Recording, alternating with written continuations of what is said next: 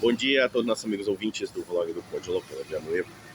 Alguém me passou um vídeo de um sujeito que se identifica como História Cabeluda. Ao que parece, a esquerda percebeu que deixou um vácuo muito profundo na internet e apareceram assim alguns aventureiros que começaram a defender certas bizarrices do movimento socialista. Em particular, pessoas tentando reabilitar Stalin, reabilitar Lenin, Mao Tse Tung, ou até mesmo Fidel Castro, como num vídeo que eu acabei de ver, assim de relance, desse tal de História Pentelhuda aí, eu não sei que é Caia Fato, o sobrenome dele estranho, em que ele estava deslumbrado com Cuba, com as ilhas, com as praias.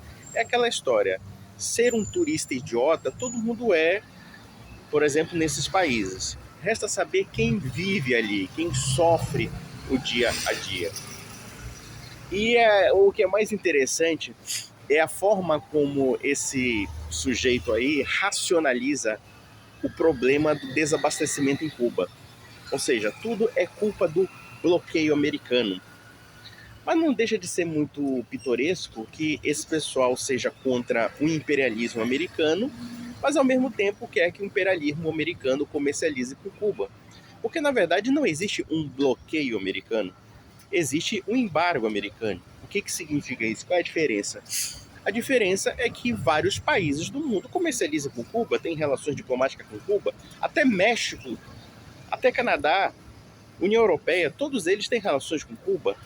O único país que não tem relações com Cuba são os Estados Unidos e talvez alguns outros países que, por conta de algumas pressões do próprio governo americano, porque existem realmente certas restrições de certas empresas, se comercializarem com Cuba, podem sofrer algum tipo de boicote nos Estados Unidos.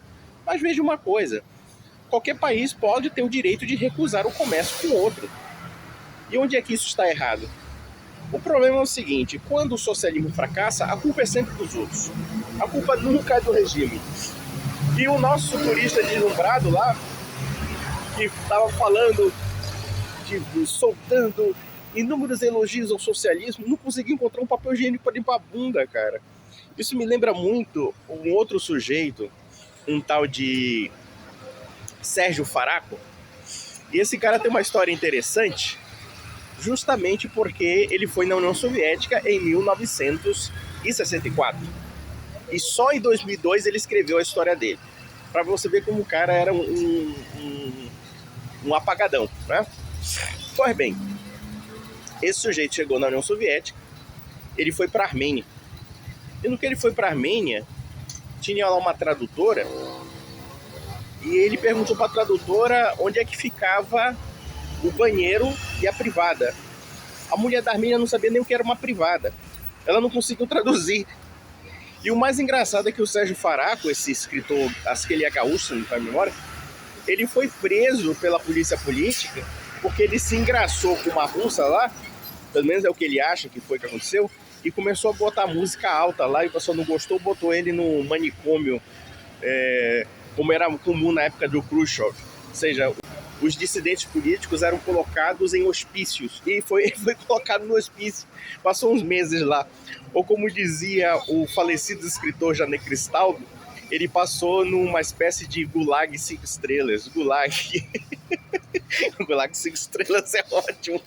Mas enfim, e depois de algum tempo, alguém enxotou da Rússia e veio para o Brasil. Só que ele ficou com medo da inteligência de esquerda, e ele só contou essa história em 2002, depois de muito, muito tempo.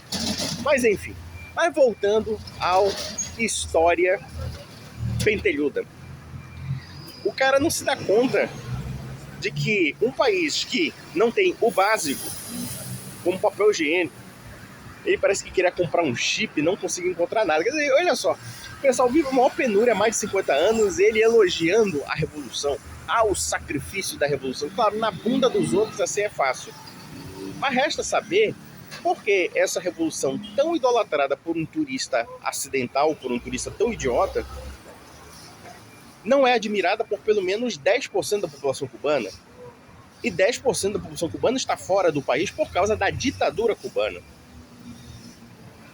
Mas é aquela história. Ser turista idiota é muito maravilhoso. Você vai ver as praias, quem sabe pegar uma cubanazinha lá que tá... A gente sabe que a prostituição em Cuba é uma coisa absurda. Evidentemente que ele não vai contar isso, né? Ele sempre vai contar, que maravilha, eu estou adorando, eu estou adorando. Claro, ser turista é fácil. Vá viver lá com tarjeta de racionamento de comida, aí eu quero ver se você realmente é macho pra isso. Vai nada.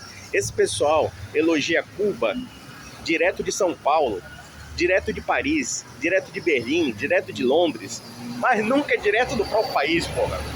E quando muitos desses mequetrefes entram nesse país, eles fazem parte da nomenclatura, fazem parte da elite cubana. Assim até eu, porra. Assim até eu. Mas eu confesso, eu achei patético. O vídeo lá da viagem do cara é patético. Patético demais. Porque cria uma completa ilusão, uma ilusão completamente falsa do regime cubano. Completamente louca, completamente falsa. É só vocês lerem, por exemplo, o que aconteceu no regime castrista. Na literatura, por exemplo, de um homem que eu admiro bastante como escritor, que foi o Reinaldo Arenas. Reinaldo Arenas era um escritor homossexual assumido que sofreu horrores pelo fato de ser homossexual e pelo fato de ser dissidente político. E ele foi praticamente expulso de Cuba, ou pelo menos ele conseguiu fugir de Cuba, por conta de uma crise que aconteceu em 1980. Olha só essa história dessa maravilha que é Cuba. Em 1980, um sujeito, motorista de ônibus, jogou o ônibus dentro da embaixada do Peru. Arrebentou a porta. Pá! Cara, sabe o que aconteceu? Todo mundo que estava fora começou a correr. E você imagina uma embaixada, uma casa pequena com mais de 10 mil pessoas e gente lotando. E a polícia política não segurava. Aí o que aconteceu? O Fidel Castro começou a enviar exilados, entre os quais pessoas que tinham, pessoas que eram consideradas criminosos comuns, para Miami, e inclusive homossexuais, que eram também pessoas proscritas pelo regime cubano. Evidentemente que isso não vai entrar na fantasia idílica do História Pentelhuda. Por quê? Porque, claro, é um fanático. Eu diria que mais do que um fanático, é um deslumbrado idiota. Porque, na prática, o que ele fala contradiz tudo aquilo que um cubano livre fala. O que é um cubano livre? É um cubano que não tem a polícia política, não tem o Comitê de Defesa da Revolução, que é parte do chamado, acho que é o G2, parece que é a polícia política cubana, que é o Ministério do Interior, que está vigiando em cada canto de Cuba. O cubano livre, e que está livre em Miami, que está livre fora do país, fala algo totalmente diferente desse abestalhado. Que é uma abestalhada turista deslumbrada. Ai, que coisa linda! Paraíso cubano!